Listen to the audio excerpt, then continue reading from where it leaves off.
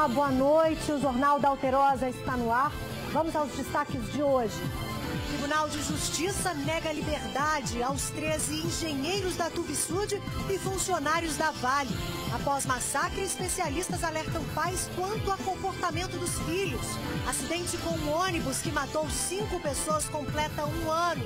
E família de motorista alega não ter recebido ajuda. E mais, escritora lança livro aos 96 anos de idade. Agora, no Jornal da Alterosa.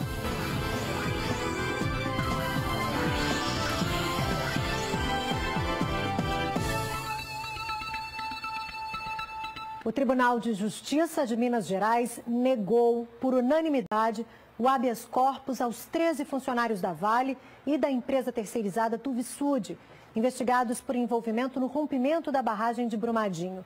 Com a decisão, todos devem retornar ao presídio para o cumprimento da prisão provisória.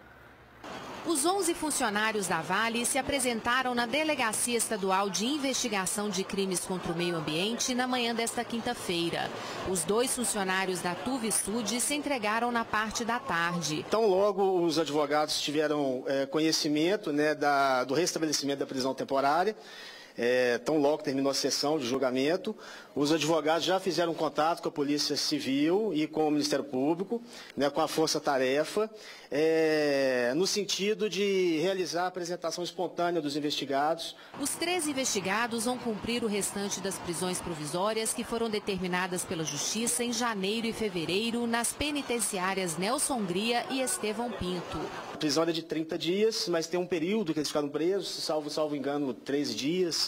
Salvo engano, então como restabeleceu, agora um cumprimento do resto. Evita que sejam combinadas teses, que sejam combinadas responsabilidades. Então é um momento delicado das investigações, é um caso de extrema repercussão, é um caso que está sendo tratado pela Força Tarefa com muita imparcialidade, com muita seriedade, e a medida ela foi muito salutar.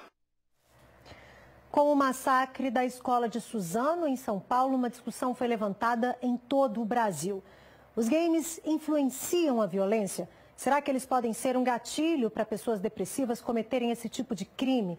Em que situações os jogadores podem misturar a ficção com a realidade? E, principalmente, como os pais devem agir? Confira na reportagem de Lucas Girardi. Você acha que o jogo de tiro com violência pode influenciar a juventude a, por exemplo, cometer um atentado igual aquele de ontem em Suzano? Com certeza. Principalmente essa adolescência de hoje está com a cabeça super fraca. Eu acho que não. Vai da cabeça de cada um jovem, entendeu? Estimula certos comportamentos e hábitos do jovem que não tem trabalhado bem a sua personalidade, individualidade. Depende muito da pessoa, porque eu jogo vários jogos online, inclusive GTA, que é um jogo bem violento. Só que eu não me vejo fazendo nada do que eu faço no jogo. Então depende muito da pessoa que tem a mente meio zoado mesmo. Minutos antes do ataque à escola em Suzano, Guilherme Talci Monteiro, de 17 anos, publicou fotos segurando um revólver e usando uma máscara. A roupa lembra a de um personagem de um jogo online. No game, até 100 jogadores caem de paraquedas em uma ilha. O objetivo é matar os demais. Em Belo Horizonte, os irmãos Guilherme, de 13 anos, Gabriel, de 14, e até a pequena Graziele, de 7, se divertem com títulos do mesmo gênero, seja no videogame ou no celular. Mas para eles, a brincadeira tem dia determinado. O jogo tem alguma influência na realidade, no seu comportamento? Não, para mim não tem esse negócio que você falou, não. O Gabriel não se vê fazendo as mesmas coisas do jogo na vida real. No Free Fire não, né? De futebol até que pode, mas jogo de tiro assim não. O acesso aos jogos normalmente é restrito aos fins de semana. As crianças ficam na sala ou algumas vezes no quarto. Mas de qualquer forma, a mãe sempre está por perto, mesmo quando está trabalhando. Ela presta atenção para perceber se tem alguma coisa diferente acontecendo. Não é mesmo, Magna? Sim, com certeza. E ainda mais que é um jogo online, né? Você escuta todos que estão lá falando do jogo e eu estou sempre aqui, observando. E a mãe é taxativa. Se o comportamento tiver qualquer alteração, o jogo acaba. Se eu ver que está acontecendo alguma coisa diferente, que nunca aconteceu, eu já mando parar. Para esta educadora, os jogos podem influenciar, mas não determinar o comportamento. é preciso observar outros fatores como aspectos da saúde mental, por exemplo. Um jovem, quando ele chega numa posição de ter que agredir o outro ou de perder essa conexão com a realidade, isso não começou ali. Isso vem dando sinais, de uma certa forma, ao longo da constituição dele, ao longo da primeira infância. O psicanalista que presta assessoria a escolas destaca que é preciso dar atenção a situações específicas no comportamento dos alunos. Eu creio que a função da escola, do diretor, do pedagogo, do professor, é você ter esse olhar como um todo e aquele aluno que chama a atenção pela maneira de se comportar, pela maneira de agir, eu acho que esse olhar diferenciado merece também uma escuta diferenciada. A coordenadora da escola de Suzano, que morreu no massacre, era de Ubá, na zona da Mata Mineira. A coordenadora Marilena Ferreira Vieira Umeso, uma das vítimas do massacre na escola Raul Brasil, em Suzano, é natural de Ubá. Ela tinha 59 anos, era casada e deixa 3 filhos. A coordenadora trabalhava na escola há 10 anos. Em nota, a Prefeitura de Ubá disse que todos estão abalados com o impacto desse triste episódio e que se coloca à disposição para a ajuda necessária nesse momento de tamanha dor. A coordenadora foi uma das 10 vítimas fatais do ataque da manhã desta quarta-feira. Os jovens Luiz Henrique de Castro, de 25 anos, e Guilherme Talci Monteiro, de 17, eram ex-alunos da escola e entraram no local na hora do intervalo. O corpo de Marilena ainda está no IML de Suzano. A família aguarda a chegada de um dos filhos dela, que está na China. A previsão é de que o corpo da coordenadora seja velado e sepultado no sábado. Um adolescente foi apreendido no bairro Jardim Felicidade, na região norte da capital. Com ele foram encontrados pinos de cocaína, buchas de maconha e uma submetralhadora artesanal. O menor de apenas 17 anos foi apreendido no bairro Jardim Felicidade, na região do bairro Tupi, aqui em Belo Horizonte. Ele está aqui na viatura. O que aconteceu na sua casa? A polícia apreendeu armas, uma arma e drogas? Apreendeu. De quem que é esse material? É meu. Deixa eu só mostrar para você o que foi apreendido nessa casa desse menor. Uma submetralhadora, pelo menos 150 pinos de cocaína, 3 buchas e 2 porções de maconha, dinheiro possivelmente oriundo do tráfico de drogas. Sargento, como é que foi a apreensão desse menor e desse material? Nós realizamos uma operação para combater o crime violento e o tráfico de drogas na região do Jardim Felicidade. E com ordem judicial, nós recebemos informações acerca de um menor que estava traficando e com arma de fogo, logrando êxito na apreensão desse material. E ainda foi chegado até as nossas equipes que esse menor estaria envolvido no homicídio anteriormente. E 3 homens foram presos com armas e drogas no bairro Tupi, também região norte da capital. Eles estavam com 325 barras de maconha, um fuzil e um revólver. Um duro golpe no tráfico. A droga veio de São Paulo e iria abastecer Belo Horizonte. Olha só, a viatura da PM ficou praticamente lotada. Foram pelo menos 4 armas apreendidas. Um fuzil calibre 7.62, uma pistola calibre 380, uma pistola calibre 7.65, um revólver calibre 32 e 325 barras de maconha. 3 pessoas foram presas. Alessandro Aparecido Argana, 21 anos, vulgo Crispim, Everton Viana Melo, de 33 anos, e o pai dele, Carlos Alberto Souza Melo, de 58. Além das drogas e armas, um carro foi apreendido. 2 suspeitos fugiram. Agora é hora de sabermos a previsão do tempo. Veja como vai ficar amanhã, sexta-feira, em todo o estado.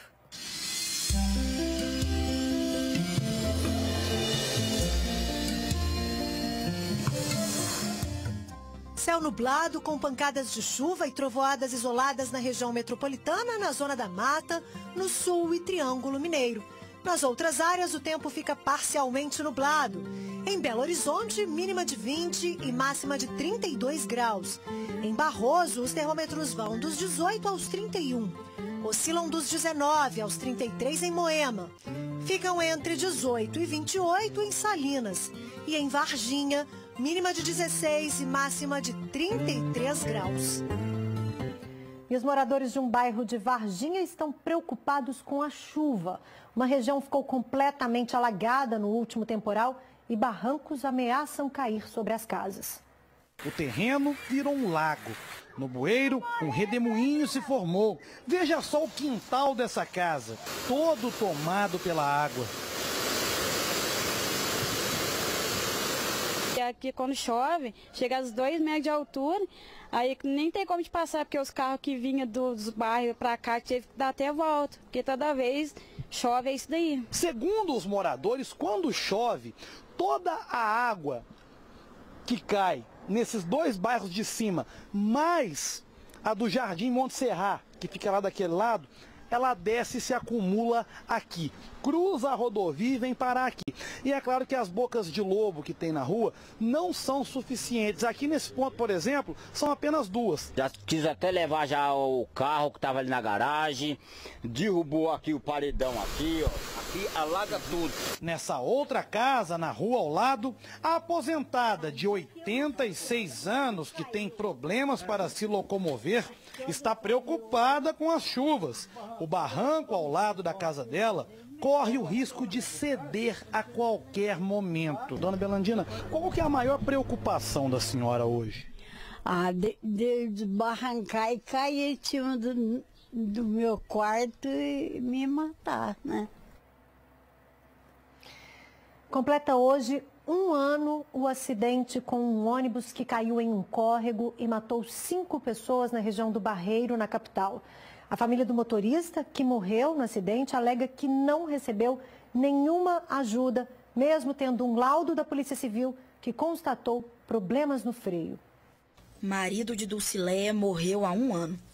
Até hoje, ela não se conforma com o que aconteceu. Eu não aceito dele ter ido embora desse jeito, porque ele trabalhava muito, ele era muito dedicado.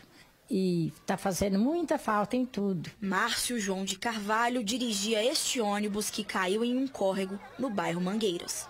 Outras 4 pessoas também morreram no acidente. O acidente aconteceu quando o ônibus descia essa rua, a José Luiz Raso. O motorista deveria ter virado aqui à direita, na Oscar Galdino, mas o veículo passou direto, desceu embalado e só parou a cerca de 200 metros lá embaixo, depois de cair no córrego. Teve gente já que estava dentro do ônibus, que está melhor, falou que ele gritou, né, que perdeu o freio.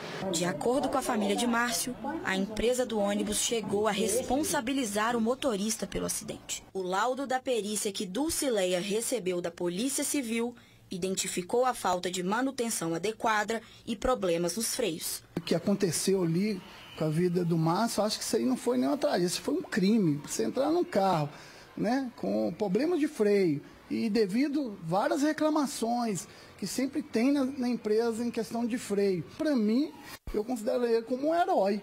Ele era até apelidado de tartaruga pelos passageiros, porque ele era sempre uma pessoa que sabia, era 40, ele andava a 30.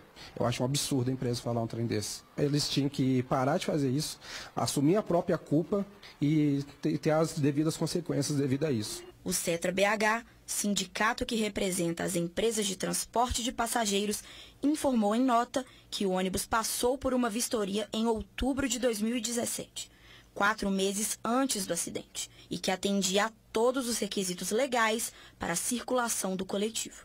Disse ainda que a empresa tem dado assistência às famílias das vítimas. A esposa do motorista disse que não recebeu nenhum auxílio da empresa. Dinheiro nenhum paga. Mas é um direito dele. Se ele trabalhou 20 anos, trabalhou mais ainda, estava trabalhando, eu acho que ele divide, eles dividem, acertar, assim, entrar em acordo, mas ele não dá assistência, ele só fica culpando ele. Daqui a pouco, logo depois do intervalo, você vai conhecer o DJ do sul de Minas que preserva a cultura do disco de vinil. Eu volto já já.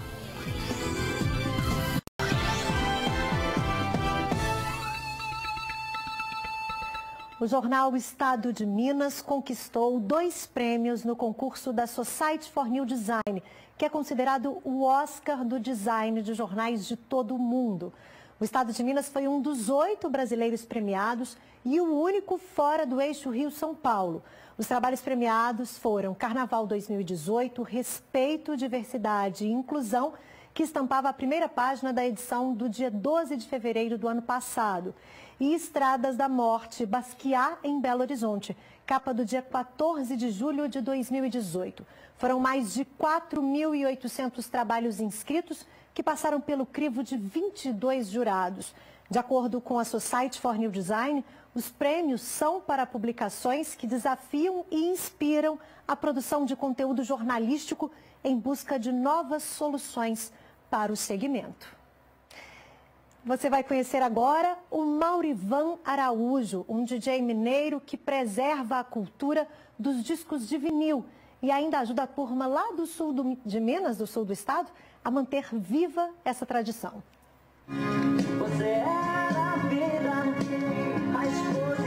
Lembra desse aparelho aqui? Fez a alegria de muita gente, né? O toca-discos, radiola ou vitrola faz parte da nossa história. E tem gente que ainda usa até hoje. O aparelho deu uma reformuladinha e tem até entrada USB. Mas o som...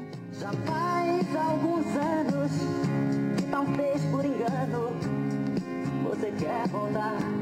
Ah, o som continua maravilhoso como sempre.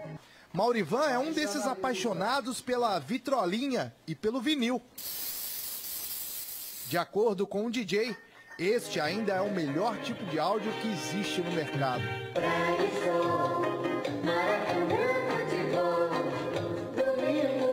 Hoje no estúdio você para 1000 vezes para você gravar uma faixa de um CD. Antigamente você tinha que ser músico de verdade bom mesmo, senão você não gravava um LP. A paixão se tornou profissão. Eu remasterizei e tive o prazer de estar remasterizando o primeiro disco do Milton Nascimento. Conforme os anos foram passando, a tecnologia foi melhorando e ficou muito mais fácil até para editar esses áudios. Os moradores de Alfenas que querem digitalizar um disco querido, levam para o DJ. O primeiro processo é, vou olhar se ele não está empenado, se as ranhuras, o suco do disco de vinil não está estragado, depois eu vou lavar ele. Eu lavo ele com um sabão neutro e depois ele vem aqui, eu jogo um produto que a gente desenvolveu, achou no mercado aí, que deixava mais limpo o vinil para não ficar tão estraladinho, porque o estraladinho já é um natural do vinil já. As imperfeições geradas pelo desgaste do disco são retiradas aqui, na edição. É um trabalho de formiguinha. Com paciência e tempo, ao todo, ele já digitalizou algumas dezenas de milhares de músicas. Tem mais de 13 mil músicas, né? Desde a primeira música do Chitãozinho Chororó, tem tudo.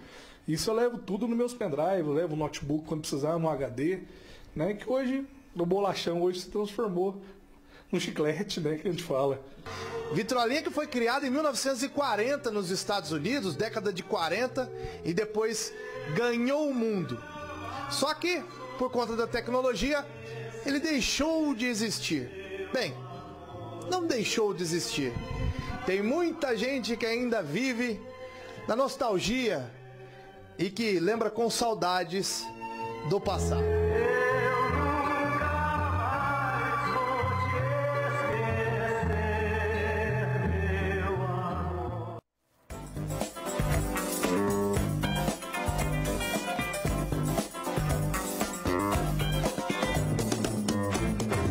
No Bate-Papo JA de hoje, vamos conversar com a professora emérita da Faculdade de Letras da UFMG e professora aposentada da PUC Minas, Ângela Vaz Leão, que está lançando a segunda edição do livro A Expressão da Hipótese na Língua Portuguesa. Muito modificada, muito melhorada, mas é a segunda edição de uma obra que apareceu primeiramente em 1961. E do que se trata o livro? O livro trata de um tema da linguística muito importante, que é a descrição dentro da língua portuguesa de um tipo de período, de frase, que se chama período hipotético. Por exemplo, se não chover hoje, isso é uma hipótese. Pode chover ou não. E aí eu completo com outra oração. Se não chover hoje, irei à tua casa à noite. É a outra oração. Então, esse período hipotético é muito importante na língua portuguesa. E como é lançar um livro aos 96 anos de idade? Olha, eu não pensava nisso não, mas eu tive um neto, mas esse neto falava assim comigo: ô vó, você está trabalhando tanto, fazendo tanto livro, e esse período hipotético aqui, que é a melhor coisa que você já fez, por que você não faz uma segunda edição desse livro? Eu não tinha coragem. Depois que ele foi assassinado, eu comecei a pensar bem, disse, quem sabe se o Daniel tinha razão. Eu vou deixar os outros livros de lado agora e vou trabalhar nesse. O lançamento do livro A Expressão da Hipótese na Língua Portuguesa vai ser no próximo sábado, dia 16 de março, às 10 da manhã, na casa de João Pinheiro, que fica na rua Guajajaras, número 1268, no centro de BH. O Jornal da Alterosa termina aqui. Outras notícias você acompanha a partir de agora no SBT Brasil. Uma ótima noite para vocês.